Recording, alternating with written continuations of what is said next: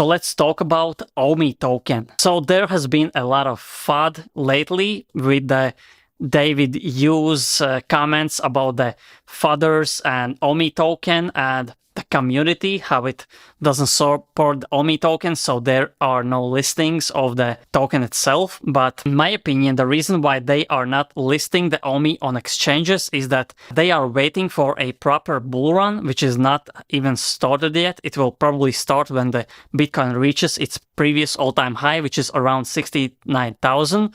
Basically, if you look in the past, you can see that euphoria and the bull run actually starts when the Bitcoin reaches its all-time high. When Bitcoin reached the 20,000 mark, that's when actually the bull run started and everything basically went parabolic. And that's the reason why they are not listing the OMI token. There are not many new people coming in this space. There's just old whales and old holders from the previous years. So I don't think they are really trying to get exchanges right now. They will probably try to get more exchanges in 2024 and 2025, and I think that's okay. Good sign is that OMI token is really low, and it's really a great opportunity, in my opinion, to get in right now. And if you're uncertain about the OMI token, I can tell you that the team members are holding the most of the supply, so I don't think they are bearish on the token because they want to make some gains, and they will probably sell when it goes at least 10x or 20x. Right now, I think it's like 20x from the all-time high. And in my opinion, it will go much higher because all the brands and all the staking rewards, all the waitlist rewards will be